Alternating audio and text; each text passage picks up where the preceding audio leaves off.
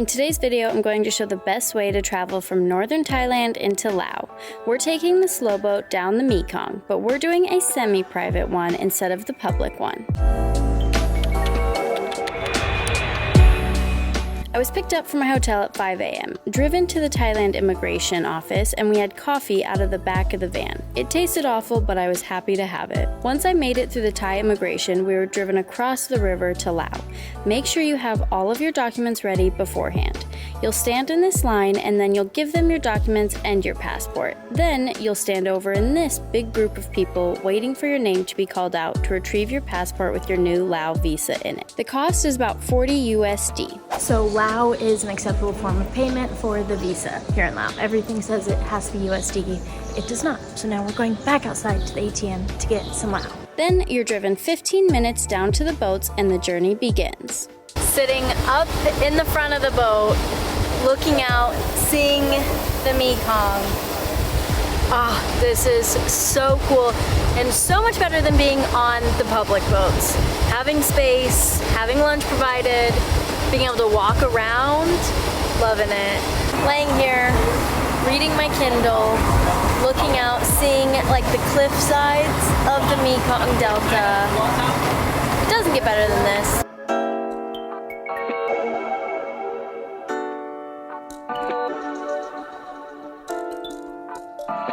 One of the reasons why I loved coming with Nagi of Mekong is because we're making stops at a village and we are welcomed with everybody here, and it's so exciting. This is a really small village made up of Khmu people. They are not nomadic anymore, but they have migrated from different regions in northern Laos to here, living now on the Mekong. Being in the village definitely reminds you of just like a slower pace of life and just what life could look like up here. There was just the slaughtering of a goat. I didn't film any of it. It was a bit too much, but it was a nice reminder to see that it's like people can just like be totally self-sufficient and live on their own up here. They grow all of their own crops here, all of their food, they raise themselves, they butcher themselves. The only thing that they ever have to go into a town or village for is their clothing.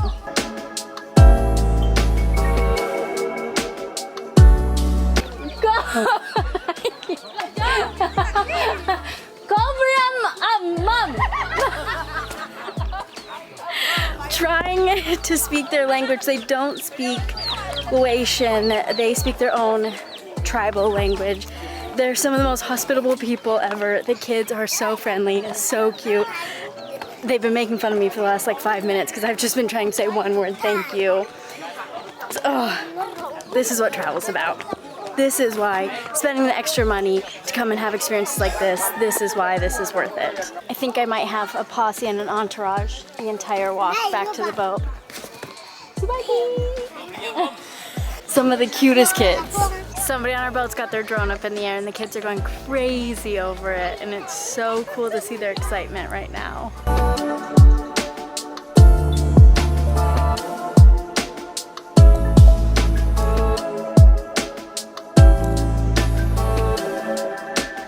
We have made it to Pak Bing, where we are staying tonight, and then off again tomorrow. So once you're in Pak Bing, there are a bunch of restaurants, kind of. By a bunch, I mean like maybe 10, I don't know, probably a bit more. But basically, this entire town is just the 2-day slow boat deal. Everything I've read, there's really nothing else to do here. So I just went down to the little corner store on the street. There was a woman like grilling up some chicken and different sausages, grabbed some sausage, some Coke and some chips, and she was so sweet and nice. Also gave me a free like orange and a free banana with it. So that is my girl dinner. And that's what we're doing. We're gonna shower and then go to bed because it's an early morning tomorrow. Sausage is good. Is it questionable? Maybe, but it's like full of stuff, like peppers and seeds, and honestly, I think just like chunks of ginger. We are back on the boat, had a great night's sleep. Definitely this town kind of turns into a bit of a party town though, with all of the backpackers taking the more public option, but around like 11:30, things kind of quieted down a bit. Today we've got a long journey going back down the Mekong, but we do get to stop at some caves towards the end, so I'm super excited about going and seeing those. The fog this morning in this canyon is so stunning. Everybody's getting on the boats, everyone's getting ready to go.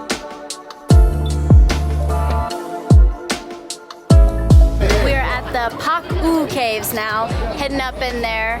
Is it like a Buddhist? Buddha cave. It's a Buddha cave, all right. A lot of stairs though, let's go check it out. So while choosing the option to do like a more private boat tour is definitely gonna be more expensive than like doing the public one, it's more than worth it for the villages that you're getting to go see. You're actually getting to see some local culture, but also because you come to the cave here, which normally you'd have to then take a totally separate tour from Luang Prabang here, costing you more money. So really at the end, I think you're only spending maybe 60 USD more, but for the comfort of not with like 100 plus other people, the pickup, drop off, the food, more than worth it.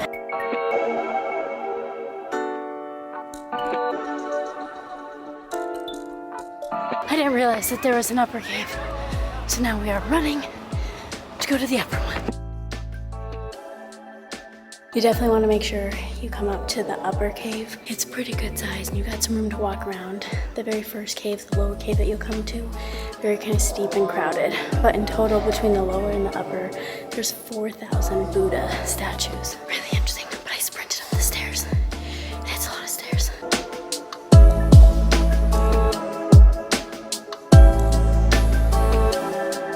In Bang Shanghai. It is a village right here on the Mekong, and we are trying some whiskey that they brew themselves. It doesn't have to be government regulated because it's like traditional old ways. Some of them have got like snakes and spiders and scorpions in them. We're about to go taste some of them. They make it through rice, so they make one set of it with the white rice that they use for mango sticky rice, another set from black rice. We'll see if I die from it. One thing to note, the ones that they put the snakes into, or any venomous creature, they put it into the whiskey while it's alive.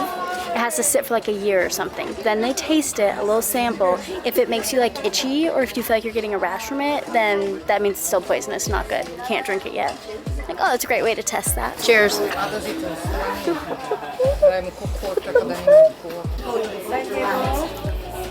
Oh. Got goosebumps. Ooh, all right, hopefully this one's less strong.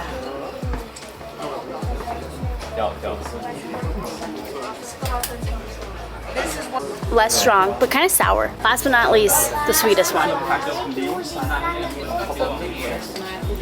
Oh yeah, that's like a little bit of alcohol with like syrup. This village is about 700 people living here, and they make their income through their whiskey selling when they go to local markets, but then also through different textile and weaving, and then also fishing on the Mekong. When you first walk in, it doesn't seem like it's gonna be too big of a village, but I'm going back pretty far now. I think it definitely opens up once you get back up here. The work that they have here is absolutely stunning. Please, when you visit here, like purchase something from one of the women. It is truly remarkable watching them work. We're almost at Luang Prabang. This has been an amazing 2 days. I think the very ending right now, though, is definitely my favorite part. We're going pretty slow. The engine isn't too loud. Everything's just like really peaceful. There's a lot more villages and homes that you can see along the river. I hope this video helped you plan your journey down the Mekong River from Thailand over into Laos. I will see you next week.